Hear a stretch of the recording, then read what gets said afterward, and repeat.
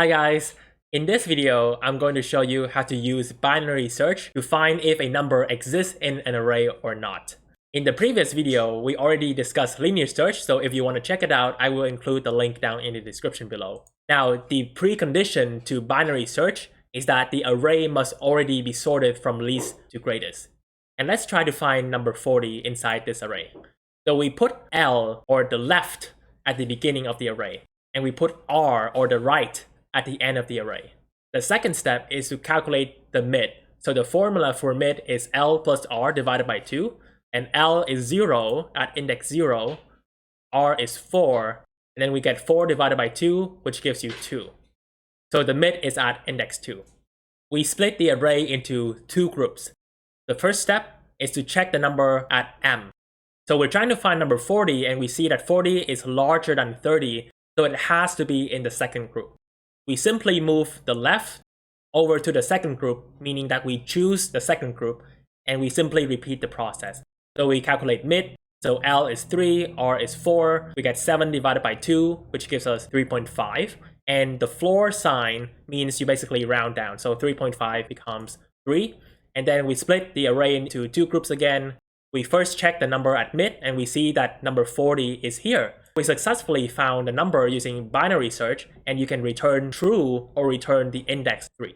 Let's do one more example and find number 5. So we already have mid, and we split the array into two groups. 5 is smaller than 30, so it has to be in the first group. We simply move R over to here, meaning we choose the first group and we repeat the process. So mid is L, which is 0, R is 1, we get 1 divided by 2, which is 0.5, then you round down to 0. And we split the array into two groups again. The first thing I'm going to do is check the number at mid. 5 is smaller than 10, so we move R over to this side. Now notice when R is to the left of L, this indicates that number 5 does not exist inside the array. In this case, you can either return false or -1. For practice, I would like you to find number 15 and 50 using binary search. Let's take a look at the Python code. So we put L at index 0 and R at the end of the array. Then as long as L is smaller or equal to R, or as long as L is to the left of R, we calculate the mid index. Then we look into the array at mid. If we find a target, then we simply return the mid index. If our number in the array at mid is smaller than the target, it means our target is in the second group, right? So we have to move L to mid plus 1. And lastly, if it's in the first group, then we move R to mid -1. And after the while loop, we know that R is to the left of L. And that's when we did not find our target and we return -1. Here are the test cases. And this is the recursive function of binary search, but it basically does the same thing. The best case is O of 1, because let's say you calculate the mid and you find the number right away at mid. So you find it immediately, and that's O of 1. The average and worst cases are log n, and why is that? That's because every time you iterate through the while loop, you get rid of half of the array. So let's say you have 32 numbers in the array, the next iteration you have only 16, and then 8, and then 4, and then 2, right? So that's basically logarithmic function.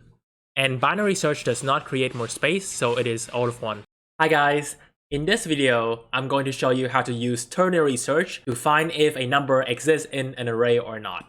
In the previous video, I already explained binary search, so if you want to check it out, I'll link it in the description below. The precondition to ternary search is that the array must already be sorted from least to greatest. Now let's try to find number 10. The first step is to put the left at the beginning of the array and R at the end of the array. We need to calculate two mids. So the first mid is L plus R minus L divided by 3. That's just a formula. So L is 0, R is at index 7, and L is at 0 again. So you get 7 divided by 3, which gives you 2.3. And this sign means you round down to 2. So M1 is at index 2. And here is the formula to find the second mid. And R is 7, R is also at 7, and L is at 0. So you get 7 divided by 3 again, and that's 2.3 rounded down, which gives you 2. And then M2 is at index 5. We split the array into three groups. And since we're trying to find 10, and 10 is smaller than 30, then 10 must be in the first group. So we simply move R over to the first group, like this. And then we repeat this process. We find M1 and M2, which are at 0 and 1. Here we found 10 at M1. So since we found 10, we can return true or return 0, which is the index of 10. Let's try to find number 45. We look at M1, that's not 45. We look at this, that's 60, which is not 45. But then we notice that 45 is between 30 and 60, so it has to be in the second group. We move L to the second group and R to the second group. And then we repeat this process. So we calculate M1 and M2, which are at 3 and 4. We look at M1 and M2 again, so that's not 45. This is also not 45. But 45 is between 40 and 50. So we move L over here and then move R over here. Now, when R is to the left of L, this indicates that 45 does not exist inside the array, so you either return false or -1. Let's try to find number 70. We already have M1 and M2, so we look at their contents. So this is not 70, that's not 70, but since 70 is larger than 60, it must be in the third group. So we simply move L to the third group, and we repeat the process. We calculate M1 and M2, and they are at 6 and 7. And there you go, we found 70 at M1 in the array, and we can return true or return 6. Let's take a look at the Python code. So we put L at index 0 and R at the end of the array. And as long as L is less than or equal to R, we calculate the mid1 and mid2 indexes. Then we look into the array content at M1 and M2. If we find our target, we just return the index, which means that we found it. If our target is smaller than the number at M1, then it's in the first group, we have to move R to the first group and we repeat the process. If it's in the third group, we move L to the third group and we repeat the process. But if it's in the second group, then we move L and R to their places accordingly. And after the while loop, R is to the left of L, so we return -1. Here are the test cases.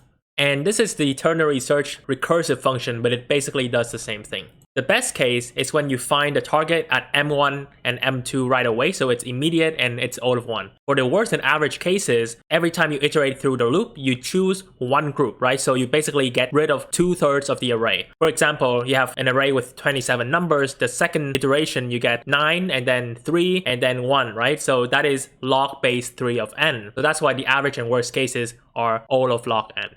And ternary search does not create extra space, so the space complexity is all of 1. And that's basically it for today. If you guys enjoyed this video, don't forget to subscribe and share. It means a lot.